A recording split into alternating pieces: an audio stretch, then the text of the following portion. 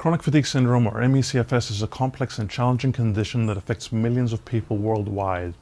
In this video, we will explore supplemental advice and valuable insights that you can adopt to help you in your recovery progress. Before we begin, I'd just like to mention a quick disclaimer, as I am not a professional doctor and any material in my videos should not be used as clinical or medical advice. I am purely sharing my thoughts and strategies that have helped me recover after dealing with chronic fatigue syndrome for approximately 10 years. If you haven't seen my previous video on my top 12 recovery tips for recovering from ME/CFS, then you can check out my video right over here, or check out the link in the description box below. Also, for those of you that are new here, my name is Kassem, and on this channel we cover a variety of health and wellness tips to help take your health and well-being to the next level. Okay, so without further ado, let's get started.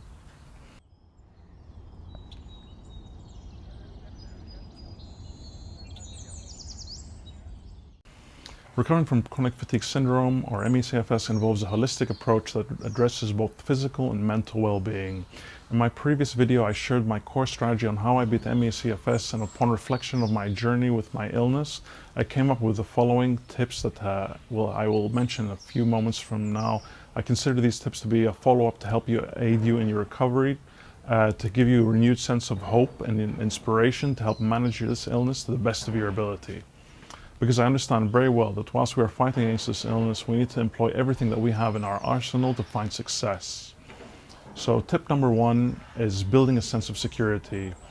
Establishing a foundation of security is vital for recovery, and we need to try help ourselves in finding this foundation for a sense of security.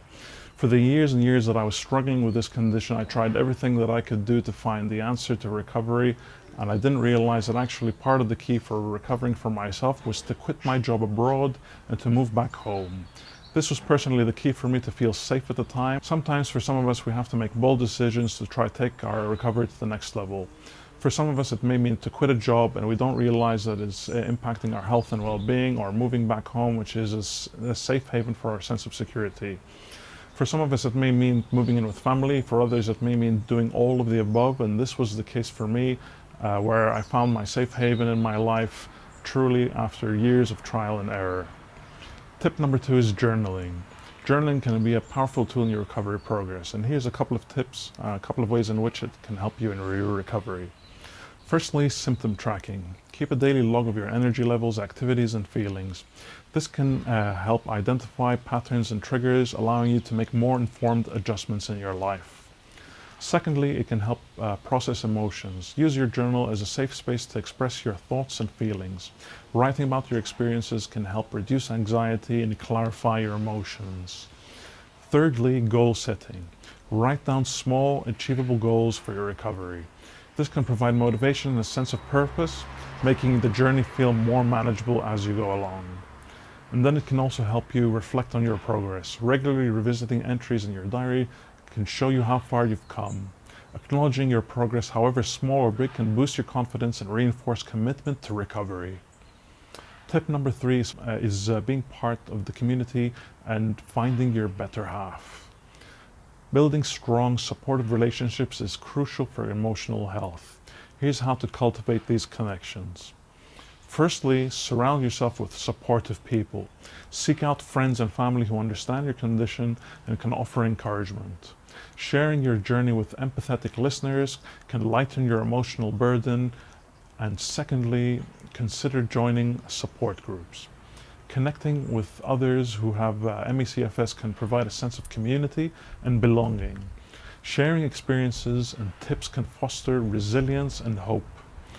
Thirdly, communicate openly. Be honest about your needs and limitations with your loved ones. This openness can deepen connections and ensure your relationships are supportive rather than draining. And finally, nurture romantic relationships. If you're in a partnership, prioritize open communication about your needs and limitations. And if you're single, look out for people who are understanding and compassionate. A supportive partner can significantly enhance your recovery experience, and in my experience, going through this illness made me more humble and compassionate with others, and I believe that fostering such relationships can go a long way, helping us feel more secure and to remind us that we are not alone when facing the difficulties that come about with this illness. By focusing on these strategies, building a sense of security, journaling, and fostering meaningful connections, you can create a comprehensive approach to recovering from chronic fatigue syndrome. Remember, recovery is a journey that requires patience, self-compassion, and support. I hope you found this video useful in reinforcing your approach to your recovery. Please don't forget to like or subscribe if you found the video to be helpful. My name is Kassem. Thank you so much for watching.